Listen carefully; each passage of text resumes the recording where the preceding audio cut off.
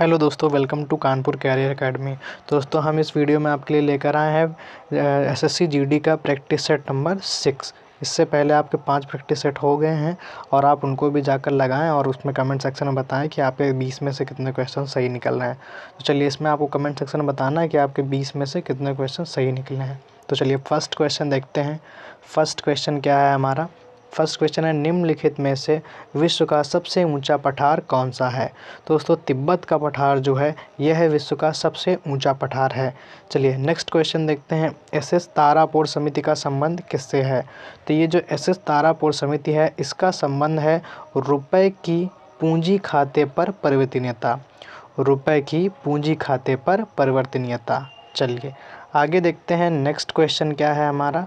Next question है हमारा, संसद के दोनों सदनों में गतिरोध की स्थिति में यदि लोकसभा का अध्यक्ष और उपाध्यक्ष दोनों ही अनुपस्थित हों तो संयुक्त बैठक की अध्यक्षता किसके द्वारा की जाएगी? दोस्तों, ये है राज्यसभा के उपसभापति। राज्यसभा के उपसभापति जिनके द्वारा संयुक्त बैठक की अध्यक्षता की जाएगी यदि संसद के दोनों सदनों में गतिरोध की स्थिति में लोकसभा का अध्यक्ष और उपाध्यक्ष दोनों ही अनुपस्थित होते हैं। तो देखिए, नोट हम लोग देखेंगे। इसमें बताया गया है कि राज्यसभा के सभापति यानी कि राज्यसभा के जो सभापति होते हैं वो होते हैं उपराष्ट्रपति। संयुक्त बैठक की अध्यक्षता नहीं करते हैं, यानी कि जब संयुक्त बैठक होती है उसकी अध्यक्षता नहीं करते हैं क्योंकि वह संसद के किसी भी सदन के सदस्य नहीं होते हैं। लेकिन यदि दोनों सदनों में कोई गतिरोध की स्थिति आती है तो लोकसभा का अध्यक्ष और उपाध्यक्ष यदि दोनों ही अनुपस्थित होते हैं तो यह अध्यक्षता कर सकते हैं, जो कि हैं राज्यसभा के उपसभापति। चलिए आगे देखते हैं। नेक्स्ट क्वेश्चन क्या है हमारा? नेक्स्ट क्वेश्चन है हमारा, निम्नलिखित में से कौन सा भारत में सबसे बड़ा कंटेनर पोर्ट है? तो ये है जवाहरलाल नेहरू पत्तन। ये है जवाहरलाल नेहरू पत्तन, जो कि भारत का सबसे बड़ा कंटेनर पोर्ट है। चलिए आगे देखते हैं। नेक्स्ट क्वेश्चन, अगला क्वेश्चन है हमारा, टोपरा तथा मेरठ से 2 अशोक स्तंभ लेख दिल्ली कौन लाया था? टोपरा तथा मेरठ से 2 अशोक स्तंभ लेख जो हैं उनको दिल्ली कौन लाया था? तो ये फ़िरोज़ शाह तुगलक है। ये फ़िरोज़ शाह तुगलक है जो कि टोपरा तथा मेरठ से 2 अशोक स्तंभ जो थे उनको दिल्ली लाया था, फ़िरोज़ शाह तुगलक। चलिए नेक्स्ट देखते हैं हम लोग। नेक्स्ट क्वेश्चन है हमारा, ट्रिम्स जो है, ट्रिम्स का पूरा नाम क्या है? ट्रिम्स का पूरा नाम क्या है? तो हम लोग देखेंगे। ट्रिम्स का जो पूरा नाम होता है वह होता है trade related investment messengers. Trade related investment messengers. ठीक है। चलिए नेक्स्ट क्वेश्चन देखते हैं। निम्नलिखित जंगलों में से कौन सा जंगल पृथ्वी ग्रह के फेफड़ों के रूप में जाना जाता है? तो ये जो अमेजन का वर्षावन है इसको पृथ्वी का फेफड़ा भी कहा जाता है। अमेजन का जो वर्षावन है इसे पृथ्वी का फेफड़ा भी कहा जाता है और ये आपका इम्पोर्टेंट क्वेश्चन है। चलिए नेक्स्ट देखते हैं। बंगाल विभाजन जो हुआ था कब हुआ था? 16 अक्टूबर 1905 में हुआ था और ये 16 अक्टूबर को ही पूरे देश में शोक दिवस मनाया गया था क्योंकि बंगाल का विभाजन हुआ था। तो इसमें बताना है कि बंगाल विभाजन के संदर्भ में निम्नलिखित कथनों में से कौन सा एक सही नहीं है? तो ये हमको बताना है कि सही नहीं है। तो पहला देखते हैं हम लोग। 16 अक्टूबर 1905 को तत्कालीन वायसराय लॉर्ड कर्जन, यानी कि जब 16 अक्टूबर 1905 को बंगाल विभाजन हुआ था तो वायसराय जो थे वो लॉर्ड कर्जन थे। तो ये एकदम सही है। चलिए आगे देखते हैं हम लोग। नेक्स्ट देखते हैं हम लोग, बंगाल विभाजन के समय बंगाल का जो लेफ्टिनेंट गवर्नर था सर एंड्रूज फेजर था। तो ये भी एकदम सही है। आगे देखते हैं। बंगाल विभाजन के फलस्वरूप स्वदेशी आंदोलन प्रारंभ हुआ। एकदम सही है, तो ये भी सही है। अब हम लोग देखेंगे कि 1912 में बंगाल विभाजन को रद्द कर दिया गया। दोस्तों ये गलत है क्योंकि बंगाल विभाजन जो है ये 1911 में रद्द कर दिया गया था और 1911 में ही नई दिल्ली को हमारी दिल्ली को जो है हमारी राजधानी घोषित की गई थी। और पूर्ण रूप से अगर पूछे कि नई दिल्ली जो है राजधानी बन गई थी तो ये 1912 में बन गई थी। घोषणा हुई थी 1911 में और बंगाल विभाजन जो है 1911 में ही रद्द हो गया था। तो इसमें 1912 कह रहा है तो ये हमारा एकदम गलत हो जाएगा। चलिए आगे देखते हैं हम लोग। विचित्र नाटक किस सिख गुरु की आत्मकथा है? दोस्तों गुरु गोबिंद सिंह जो हैं तो इनकी आत्मकथा है विचित्र नाटक। गुरु गोबिंद सिंह की आत्मकथा विचित्र नाटक। चलिए आगे देखते हैं। नेक्स्ट क्वेश्चन है हमारा, मुंबई के नेशनल स्टॉक एक्सचेंज में बोर्ड दर्ज कराने वाला प्रदेश भारत का पहला नगर निगम कौन सा है? मुंबई के नेशनल स्टॉक एक्सचेंज में बोर्ड दर्ज कराने वाला प्रदेश का पहला नगर निगम कौन सा है? तो ये है इंदौर नगर निगम।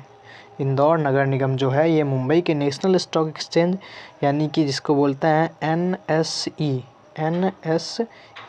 दोस्तों, उसमें बोर्ड दर्ज कराने वाला प्रदेश का पहला नगर निगम बन गया है। चलिए नेक्स्ट क्वेश्चन देखते हैं। निम्नलिखित अभ्यारण्यों में से कौन सा उल्लेखित संरक्षित प्रजातियों से सुमेलित नहीं है? तो इसमें आपको बताना है कि कौन सा अभ्यारण्य है जिसमें कि जैसे कि जिम कॉर्बेट है तो इसमें बाघ है कि नहीं, केवलादेव में शेर है कि नहीं, काजीरंगा में गैंडा है कि नहीं, पेरियार में हाथी है कि नहीं, तो ये आपको बताना है। तो जो जिम कॉर्बेट है तो ये इसमें बाघ हैं, ये एकदम सही है। इसके बाद देखते हैं काजीरंगा जो है ये असम का है, जिम कॉर्बेट उत्तराखंड का है, काजीरंगा असम का है, पेरियार केरल का है। तो इसमें गैंडा है और इसमें पेरियार में हाथी है, जिम कॉर्बेट में बाघ है, लेकिन केवलादेव घाना जो है इसमें शेर नहीं है। तो ये हमारा गलत हो जाएगा। तो आंसर हमारा क्या हो जाएगा? आंसर हमारा हो जाएगा बी। चलिए आगे देखते हैं। नेक्स्ट क्वेश्चन क्या है हमारा? नेक्स्ट क्वेश्चन है, भारत सरकार द्वारा निम्नलिखित में से किस बैंक की स्थापना संपूर्ण ग्रामीण वित्त व्यवस्था के समन्वय के लिए एक शीर्ष संस्था के रूप में की गई है? दोस्तों नाबार्ड जो है ये भारत सरकार द्वारा बैंक की स्थापना संपूर्ण ग्रामीण वित्त व्यवस्था के समन्वय के एक शीर्ष संस्था के लिए किया गया है। तो ये नाबार्ड जो है ये ग्रामीण लोगों को या कृषि से संबंधित ये जो है ये लोन वगैरह देती है। चलिए आगे देख लेते हैं हम लोग। मत्स्य उत्पादन के लिए प्रसिद्ध क्षेत्र डॉगर बैंक तथा ग्रेट फिशर निम्नलिखित में से कहाँ स्थित हैं? डॉगर बैंक तथा ग्रेट फिशर कहाँ स्थित हैं? तो ये उत्तरी सागर में स्थित हैं डॉगर बैंक और ग्रेट फिशर। चलिए नेक्स्ट क्वेश्चन हम लोग देखेंगे। स्वराज पार्टी के संदर्भ में निम्नलिखित में कौन सा कथन असत्य है? तो इसमें बताना है कौन सा कथन असत्य है। तो हम लोग देखेंगे इस पार्टी की स्थापना मार्च 1923 में हुई थी, एकदम सही है। आगे देखते हैं, इसके संस्थापक CR दास व मोतीलाल नेहरू थे, तो ये भी एकदम सही है। इसके संस्थापक CR दास व मोतीलाल नेहरू थे, एकदम सही है। केंद्रीय विधान परिषद में इस पार्टी के वल्लभ भाई पटेल अध्यक्ष पद पर निर्वाचित हुए? नहीं, कभी नहीं अध्यक्ष पद पर निर्वाचित हुए, तो ये गलत माना जाएगा। और 1923 ईस्वी के केंद्रीय विधान परिषद चुनाव में पार्टी को निर्वाचित सीटों में 42 सीटों पर जीत हुई, ये एकदम सही है। तो इसका आंसर ये हो जाएगा। चलिए आगे देखते हैं। आला उदल संबंधित थे, तो आला उदल जो थे ये महोबा से संबंधित थे।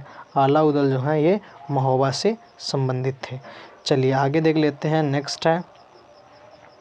नेक्स्ट है हमारा कोरल रीफ को महासागर का उष्णकटिबंधीय वर्षावन क्यों कहा जाता है? दोस्तों चूँकि कोरल रीफ मुख्य रूप से उष्णकटिबंधीय बेल्ट के पास मौजूद है, ये गलत है। चलिए, कोरल रीफ को प्रचुर मात्रा में बारिश की आवश्यकता होती है और उष्णकटिबंधीय बेल्ट की जलवायु की स्थिति उसी स्थिति का अनुकरण करती है, ये भी गलत है। चलिए आगे देखते हैं। नेक्स्ट है कोरल रीफ कई प्राणियों और प्रजातियों का समर्थन करता है और उस अर्थ में बहुत संबद्ध है, ये एकदम सही है। चलिए आगे देखते हैं। भारतीय संविधान के अंतर्गत निम्नलिखित में से किस अनुच्छेद के तहत संसद को राज्य सूची के विषय के संदर्भ में विधि बनाने की शक्ति मिलती है? तो जो भारतीय संविधान के अंतर्गत है तो संसद को राज्य सूची के विषय में विषय के संदर्भ में विधि बनाने की शक्ति मिलती है, तो ये अनुच्छेद 249 में कहा गया है। चलिए आगे देखते हैं हम लोग। नेक्स्ट क्वेश्चन है हमारा, फ्रेमा विदेशी मुद्रा प्रबंधन अधिनियम को कब लागू किया? तो ये जो फ्रेमा है विदेशी मुद्रा प्रबंधन अधिनियम, तो ये 2000 में आया। ये आया सन 2000 में। ये है आइसोथर्म। आइसोथर्म जो है, इस रेखा का मतलब क्या होता है हमें ये बताना है। तो दोस्तों मानचित्र पर समान तापमान, थर्म मतलब थर्मामीटर, तो यही थर्मामीटर से हम लोग ताप मापते हैं। तो अगर थर्म वर्ड आता है तो हम लोग समझ जाएंगे समान ताप, यानी कि मानचित्र पर समान तापमान के स्थानों को मिलाते हुए खींची गई रेखाएं क्या कहलाती हैं? आइसोथर्म। तो 20 क्वेश्चन ये हमारे कंप्लीट हुए। आपके 20 में से कितने सही निकले आप कमेंट सेक्शन में ज़रूर बताएंगे, और आप लोग तैयारी करते रहें, आपका सिलेक्शन पक्का होगा।